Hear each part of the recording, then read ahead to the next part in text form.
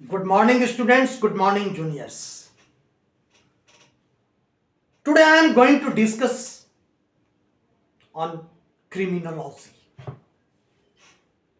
Criminology के part पर जो मैंने रिसर्च किया कि दुनिया में इतने ज्यादा क्रिमिनल्स क्यों बनते हैं, is the big question mark before and in front of the entire world.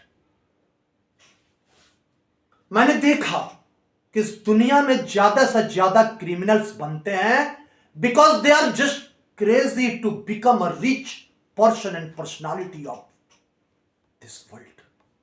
वो सोचते हैं कि इस दुनिया में मैं रातों रात धनवान बन जाऊं. लालच क्राइम का एक पार्ट रहा. मैंने देखा कि 5% ऐसे लोग हैं इस दुनिया में, they are just engaged, they are involved in white collar crime. That's so amazing. श्वेत पोष अपराध तक कर बैठते हैं. वैसे लोग भी इस दुनिया में हैं. और प्यारे बच्चों, 25% बच्चे वो क्रिमिनल्स बनते हैं जो मेरी मंथन है, जो मेरी सोच है. समाज के और संसार के 25% लोग जो मेरी मंथन है इसलिए बनते हैं क्योंकि समाज के लोग उनको डिस्करेज करते हैं, उन्हें टीज करते हैं, उनकी आलोचना करते हैं, उस बच्चे से जेलस रखते हैं और वो क्रिमिनल बन जाता है. प्यारे बच्चों, मनुष्य के बारे में हमने यह भी रिसर्च किया कि वैसे भी लोग क्रिमिनल्स बनते हैं जो अच्छे इन्वायरमेंट में नहीं रहते. Environment gives significance. It is the most important part of our life. Society, समाज, इन्वायरमेंट. अब सवाल उठता है कि समाज के कुछ लोग जो बच्चों को डिस्करेज कर और उनको नीचा दिखाकर जो क्रिमिनल बनाते हैं, वे भी एक प्रकार का क्रिमिनल ही है. They are also criminal. They are also और they have committed a heinous offence. बच्चों से हमने मिला, वैसे क्रिमिनल बच्चों से भी मिला और कितने बच्चों को समझाने की भी कोशिश की, समझाया भी. प्यारे बच्चों, मुझे याद आ गया कि एक बच्चे से मिला मैं जो आईआईटीएन था और मुझे इत्तेफाक से उसके घर में रहने की मौका भी मिल गई. उसने बोला कि मिस्टर त्रिपाठी सर, आप हमारे यहां रुक जाइए. और ही वॉज एन आईआईटीएन. वो एक आईआईटी इंजीनियर था. मैं बोला कि बिल्कुल मैं तुम्हारे यहां रहूंगा. मैं रुका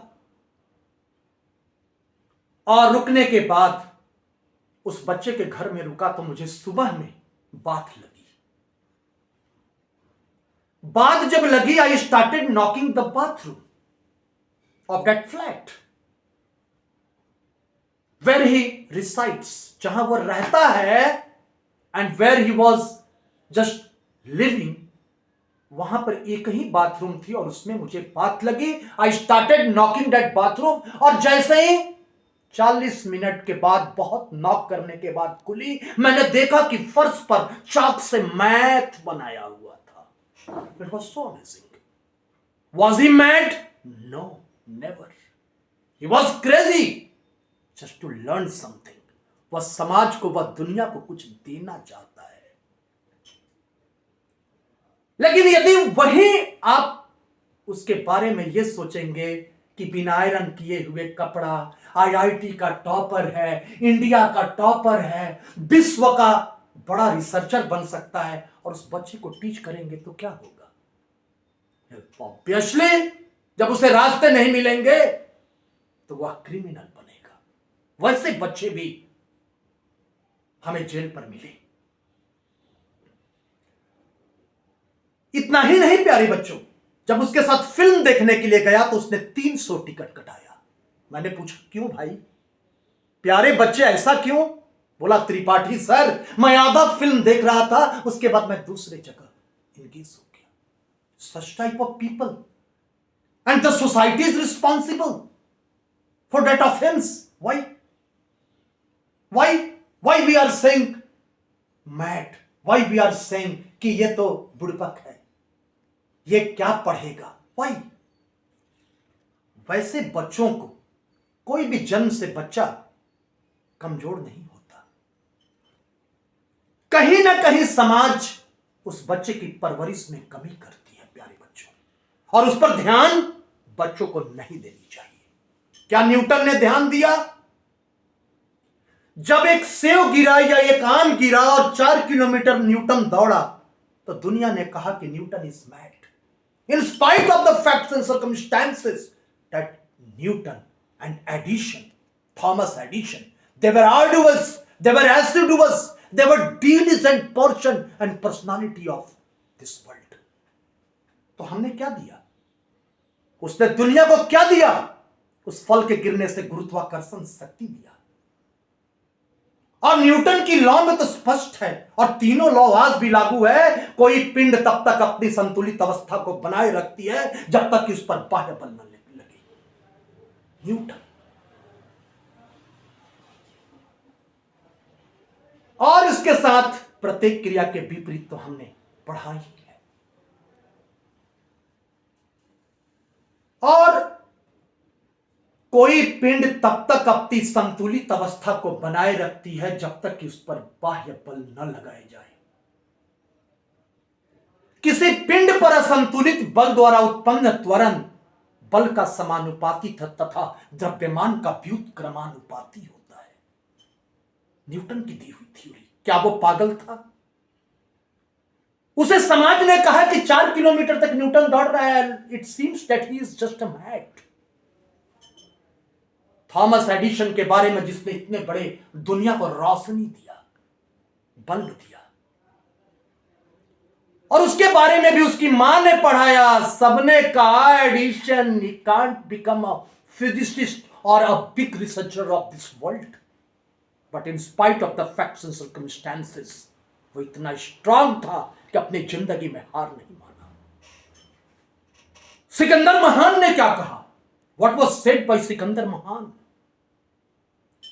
कि the person and personality those who have taken birth on this earth they are defeatless and they themselves और ही हिमसेल्फ इज और are responsible for their defeat. उसने यह भी कहा कि nobody is born poor. They themselves or he himself is responsible for that poverty. मेहनत करोगे नहीं, आर्डुअस रहोगे नहीं, एसिडुअस रहोगे नहीं, तो प्यारे बच्चों कहां से आएगी तुम्हारी जिंदगी को आगे रन कराने की ताकत? दौलत के पीछे भागते हो, अरबों रुपया लाकर त्रिपाठी सर को दे दोगे तो क्या करेंगे? 150 रुपया तो डेली खर्च है। मेरे जैसा एक ट्राई ऑनेस्ट इंसान जो अपनी पूरी जायदाद अपनी पत्नी को दे दिया, और सिर्फ हमारी वाइफ 150 रुपया देती है और मैं अपना कोट चला जाता हूं। वही खर्च है, 4 ग्लास जूस, और जो बचा दान। बच्चों ने हमसे यह भी पूछा कि त्रिपाठी सर, यदि आपको पीपीएमपी और बड़ा बड़ा पोस्ट दे दिया, पहला बात मैं कहा कि बड़े से बड़े पोस्ट मिल जाए, मैं चाहता नहीं कि नौकरी करूं, क्योंकि मैं बर्दाश्त नहीं कर सकता। Because I am a dry honest person and personality. मैं किसी की बर्दाश्त नहीं करूंगा, चाहे कोई भी पोस्ट हमें गवर्नमेंट देगा, एक तो मैं सोचूंगा, विचार करूंगा। मैं आज तक कोई फॉर्म फिलअप नहीं किया, और सवाल यह उठता है, फिलअप भी किया, अगर जॉब लगी भी होगी, यदि किसी ने ऑफर भी किया तो मैंने उससे इनकार किया। मैंने कभी नहीं सोचा अपनी जिंदगी में कि मुझे जॉब करना है, लेकिन यदि मिलेगी तो वही मांगूंगा सरकार से। मुझे हंसी इस बात पर आ गई कि इतने ड्राई ऑनेस्ट इंसान से इतनी बड़ी सवाल बच्चों ने किया है, तो मैं बता दूं कि अगर मुझे पोस्ट मिलेगी तो नहीं, क्योंकि मैं ड्राई ऑनेस्ट हूं, मिलेगी तो पूरी वो हड़कंप मच जाएगी। और रह गई बात कि अगर मिली तो वही लूंगा जितना मुझे खर्च है, उससे ज्यादा की लालच कोई खरीद नहीं सकता। आजाद आया हूं, आजाद जाएगा त्रिपाठी, मृत्यु से भी भय नहीं। जिंदगी में आया है कुछ देने का, सोचो और हिम्मत को कभी मत हारो। Okay dear students, dear friends, have a lovely day, have a nice day.